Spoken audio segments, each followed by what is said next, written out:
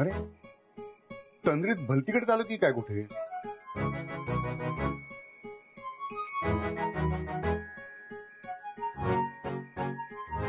दिसतंय तो वसंत स्मृतीच. हे सगळी सजावट आणि हे सगळं काय आहे का? सई, हे सई, कुठे गेली ही पोरगी?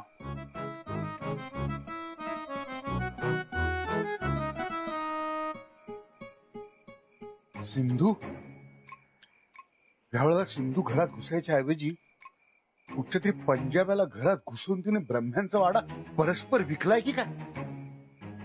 सिंधूच असली पाहिजे. सिंधू, सिंधू बाहेर ये. सिंधू बाहेर ये, परिणाम वाईट होतील. दादा मामा जी, तू घरात आहे? और नहीं तो क्या. लो जी लो, गुड़ खाओ और पानी पी लो. अगं ती सिंधू घरामध्ये घुसलीये. ती कुणाच्या तरी हातात परस्पर घर देते, आपला वाडा विकते. एक मिनिट.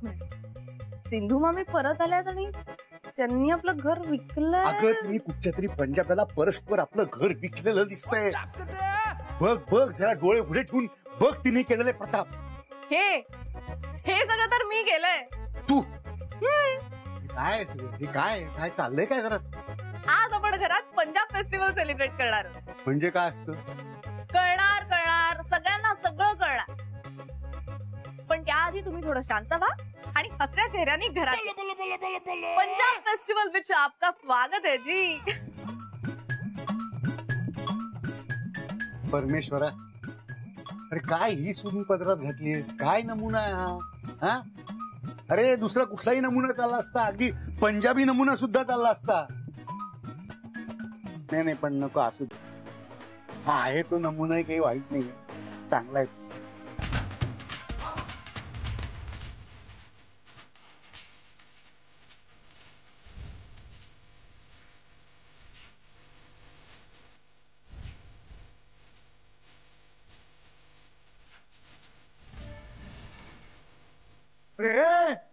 अरे काय केलंय काय घरात?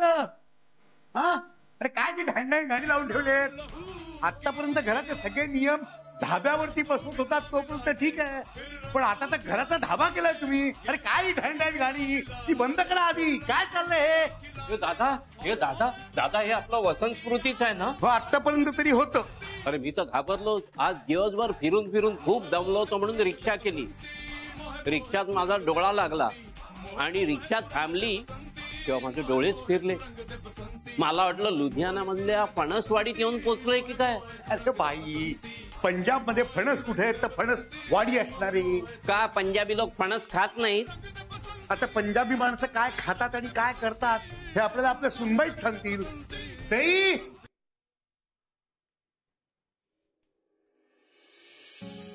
आज आपण वसंत स्मृतीमध्ये पंजाब फेस्टिवल साजरा करणार आहोत. हे घ्या. पण म्हणजे नक्की आहे काय?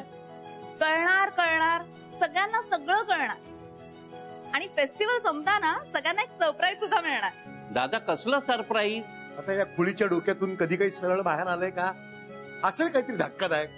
नाही, धक्का नाही. म्हणजे धक्का असला तरी तो गोड धक्का असेल, अगदी या लस्सी सारखा. अरे चलो मुंडियो, तुम लस्सी शस्सी पियो, मैं अब भी आई. यो दादा तुला काय वाटतंय? ही लस्सी पिऊन ना मला अगदी थंड शांत वाटतंय. सई, जमले बरं का तुला लस्सी? अरे मी सरप्राईज बद्दल विचारतोय. सरप्राईज असेल ते पण काहीतरी पंजाबी सरप्राईज. हे बंधू कुठे? कोणाच ठाऊक, अजून काय आलेलं दिसत नाही. म्हणजे बंधू घेऊन येत नाही ना पंजाबी सरप्राईज?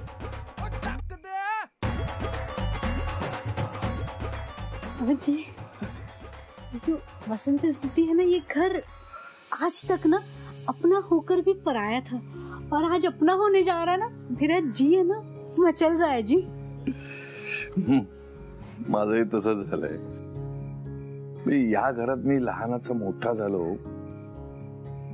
पण इथली प्रत्येक गोष्ट जशीच्या तशी आहे.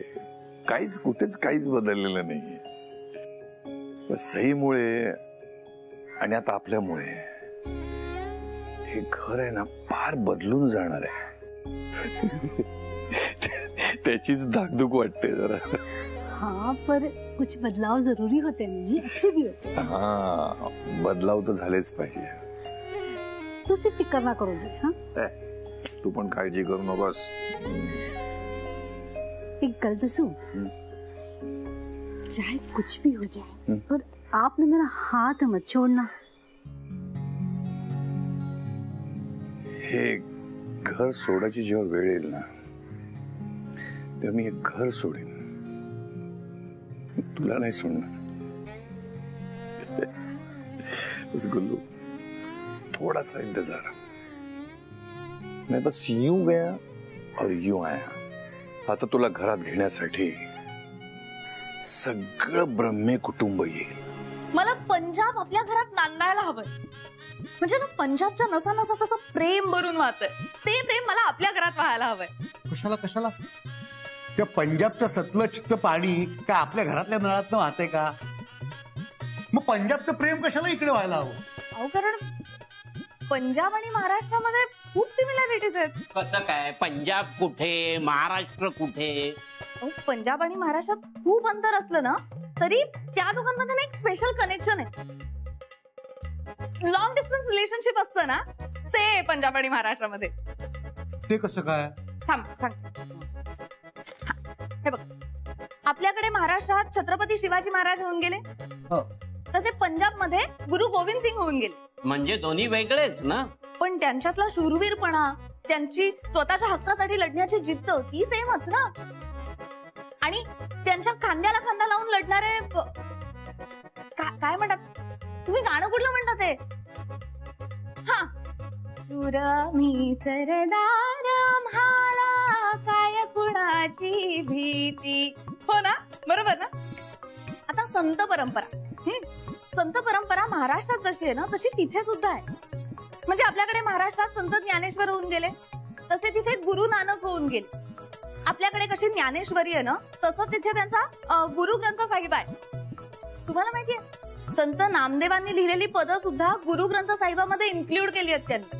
आता त्यांनी आपली संस्कृती त्यांच्या ग्रंथात मिसळून घेतलीये, तर आपण त्यांची संस्कृती आपल्या घरात मिसळून घ्यायला काय हरकत आहे? हो की नाही? ते बरोबर आहे, पण आता हे बघा, म्हणजे आपल्याकडे ऊसाची शेती असते की नाही, तसे तिकडे गन्ने खेत असतात.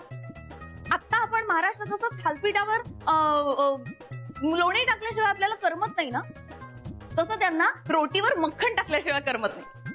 आणि एवढंच कशाला, पंजाब आणि महाराष्ट्रामधून सगळ्यात जास्त जवान तयार होतात आणि देशासाठी लढतात. म्हणजे देशभक्ती सुद्धा सेमच ना. थोडक्यात मनाचा मोठेपणा, सच्चेपणा आणि दिलदारपणा सगळं एकदम डिट्टो सेम. पाणी हळूहळू सावकाश. हो, एका श्वासात केवढं बोलली. बोलण्यावर आठवलं, बोलण्याबद्दल सांगायचंच राहिलं. अजूनही शिल्लक आहे. हो, भाषा, आपली भाषा सुद्धा एकदम सिमिलर आहे. म्हणजे पंजाब मध्ये चंगा म्हणतात, चंगा, आणि आपण त्याला इथे चांगलं म्हणतो. ते तिकडे आहो आहो म्हणतात, आपण इथे हो हो असं म्हणतो. पंजाबीत जर का आपल्याला कोणी विचारलं तू किथे, तू किथे, तर आपण त्याला मराठीत उत्तर देऊ शकतो, मी इथे म्हणून. आणि सगळ्यात महत्वाचं म्हणजे पंजाबीत मामांना मामाच म्हणतात. मग काही नाही. जर का आपण आपली मराठी भाषा सोडून पंजाबी ऐकू किंवा बोलू शकलो आणि समजू शकलो तर चांगलंच आहे ना. हो हो काय भाई. हा, हे बघ, मला माझ्या मराठी भाषेचा सार्थ अभिमान आहे.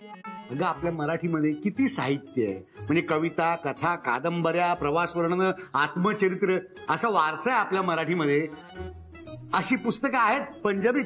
पुस्तकं नसली तरी गोष्टी आहेत ना, आणि लव्ह स्टोरीज. त्यांच्या लव्ह स्टोरीज ऐकल्या ना तर तुमच्या डोळ्यातनं पाणी येईल, पाणी.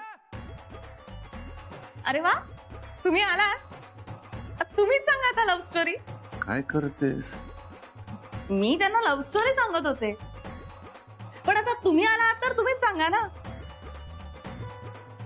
तू यांना अंदाज दिलायस ना? मी त्यांना सगळ्या गोष्टी सांगितल्या, फक्त ही शेवटची राहील. अच्छा, म्हणजे सांगावंच लागेल.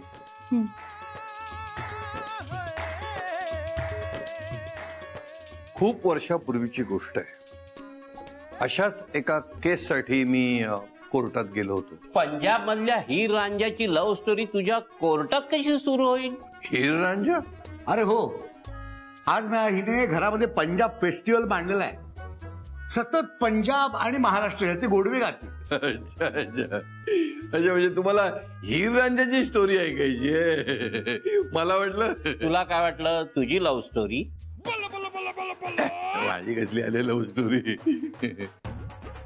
आता विचारतातच तर सांगून टाका ना तुमची लव्ह स्टोरी.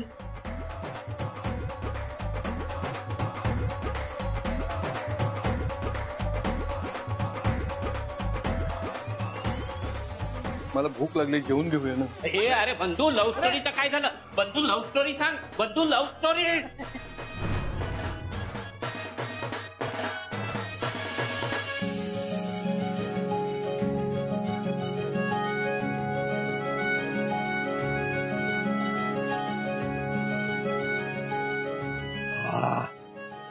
सुगंध तर लाजवाब येतोय.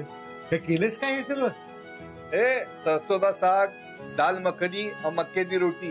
बरीच माहिती दिसते तुला. आता पिंट्याचा भाऊ म्हटल्यानंतर तो वासावरनं ओळखतो, मी बघून ओळखलं. अरे पिंट्यावर ना आठवलं रे मला, तू हसायला हवा होता. काहीतरी गाडीचं मोठं दुरुस्तीचं काम निघालं म्हणून तर नाहीये, पण तो असता ना तर लाळ टपकली असती नुसतं बघून ये त्याची. पण आदित्य कुठे आहे? हो, तो आल्याशिवाय काहीच घडणार नाही ना. म्हणजे आपण जेवणार कसं ना तो आल्याशिवाय? हो हो हो, आदित्य आल्याशिवाय मला काही जेवण पटत नाही. एवढं छान जेवण केलं हिने. अगं आहे कुठे तो? बोललाय तुला काही? नाही, तो येतच असेल ऍक्च्युली, पण कुठे आहे ते मलाही माहिती नाही आहे. मी दिवसभर फोन करते त्याला, एक पण फोन उचलला नाहीये त्याने. कुठल्या तरी मेजर कामात अडकलाय. काय परीक्षा बघताय गरीबाची साहेब? आम्हाला माफ करा, आम्ही काहीच केलेलं नाहीये. तुम्हाला तुमच्या वर्दीची शपथ आहे साहेब, आम्हाला सोडून द्या.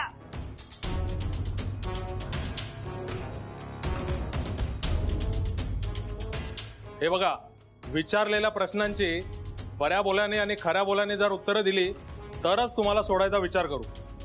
पण जर तसं केलं नाही तर तुम्हाला सोडणार नाही. हो साहेब, धमकी देताय का? धमकी द्यायला गुंड वाटलो काय रे मी तुला, तुझ्यासारखा? साहेब, आपण गुंड नाही आहे. भगवान झगडे नाव आहे आपलं, कामगार युनियन लीडर भगवान झगडे. असाच युनियन लीडरच्या नावाखाली तू लोकांना धमकावतोस, घाबरवतोस अशी माहिती मिळाली आम्हाला. कंपनीकडनं खंडणी मिळवायला मुद्दाम फॅक्टरी संप करतोस, काम बंद पाडतोस. तुझ्या याच गुंडागर्दीला कंटाळून त्याने फॅक्टरीला टाळं लावलं, तर आज गँग गोळा करून कंपनीत घुसलास तू. त्या मल्होत्राला मारून लूटमार करायचा प्लॅन होता ना तुझा? हो साहेब. सर असं काहीच नाहीये, तुम्ही हे सगळं खोटं आहे. तुम्हाला कोणीतरी चुकीची माहिती दिली आहे सर. तू तर बोलूच नकोस. लीडरचं नाव जरी आज झगडे लावत असला तरी यांचा खरा मोरक्या तू आहेस. अरे हा झगडे जरी पैशांसाठी राडे घालतो, पण तू यांचा फायदा घेऊन ती बदलापूरची फॅक्टरी आपल्या नावावर करून घेणार होतास ना? अरे अप्पा, तुम्ही दोघं असं करणार होतात? कपडे धोत्रे शबस तू. हो साहेब, तुम्ही जे बोललाय त्यातलं काय बी खरं नाही. मग गाडीवर घालायला आणलेले दगड कसे सापडले तिथे? अहो नाही साहेब, अहो ते गाडी अडवायला आणले होते. गप्प बस. आता चोरी पकडली जाते म्हणून गुरमी उतरली का रे तुझी? हे खरं काय ते मान्य करा, नाही तर खरं बाहेर काढायला दुसरे इलाज पण येतात मला.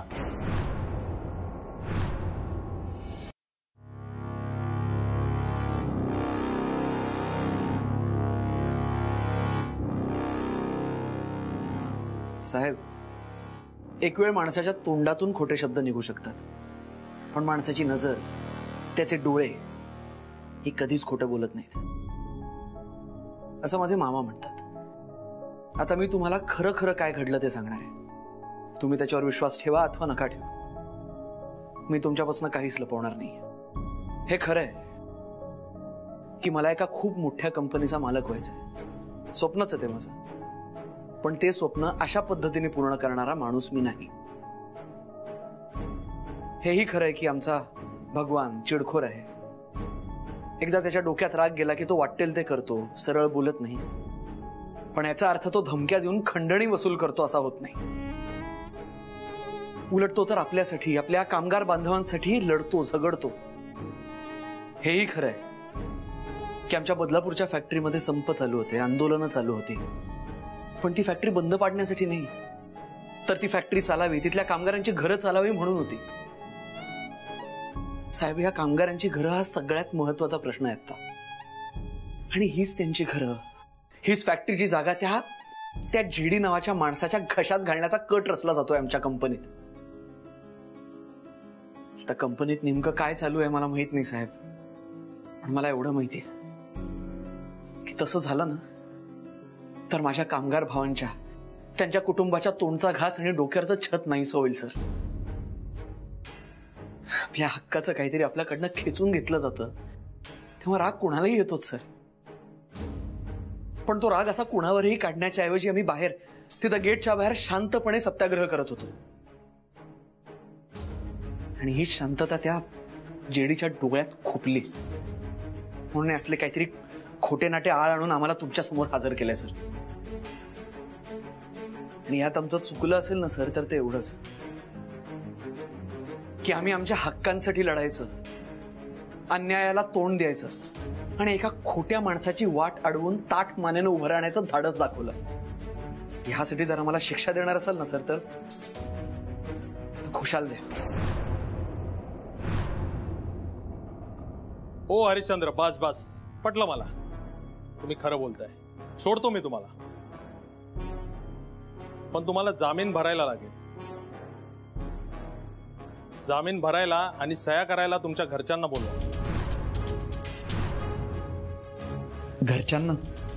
मामांना कसं बोलवणार? त्यांना यातलं काही कळतं कामा नाही. सईलाच कॉन्टॅक्ट करू. असं काय हा मुलगा, काहीच कळवलेलं नाही आपल्याला. हे गडबड नाही ना? नाही, मला नाही वाटत. अरे एवढे दिवस सुट्टी झाली ना, बॅकलॉग भरून काढत असेल. शेवटी भाचा कोणाचा आहे? माझा. हो, मग सुनबाई माझी आहे. आणि माझी बायको बिचारी बाहेर एकटी होती. काय म्हणाला? नाही म्हटलं, जेवण थंड होतं ना, जेवूया. तुम्ही एक काम करा, तुम्ही वाढून घ्या, मी आले. आता कुठे निघालीस? ते आदित्यला फोन करून येते ना, आणि लस्सी पण पोचवून येते. कुणाला? कुणाला? फिल्टर उभा आहे बाहेर दारात, त्याला देऊन येते लस्सी. बर,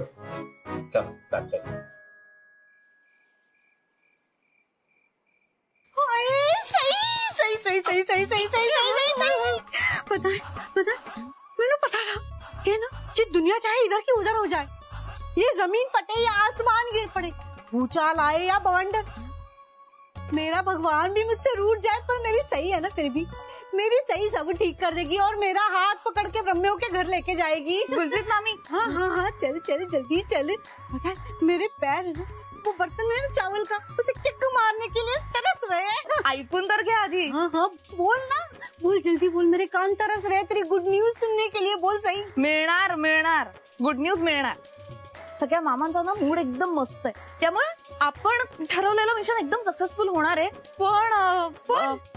पण तुम्हाला थोडासा धीर धरावा लागेल. काय ना, आदित्य अजून घरी आला नाहीये ना, आणि तो आल्याशिवाय मामांसमोर हा सगळा विषय काढता येत नाहीये मला. 14 साल इंतजार कर लिया सही है? कुछ देर और सही है? कोई बात नहीं. पण असं उपाशीपोटी किती वेळ वाट बघणार तुम्ही? म्हणून तुमच्यासाठी लस्सी घेऊन आली आहे. ओए लस्सी किसने बनाई? आपकी मराठी बहू ने बनाई. हो तो एक घुट में पीनी पड़ेगी.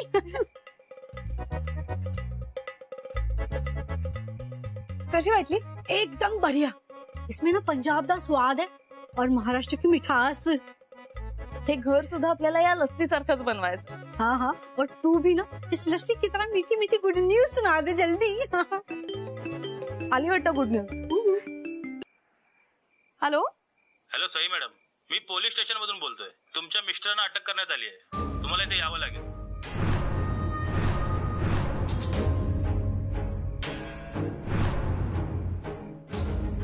गुलप्रीत मामी मी आले आता. आदित्य अडचणीत. ओए सई, सई कितने जा रही है?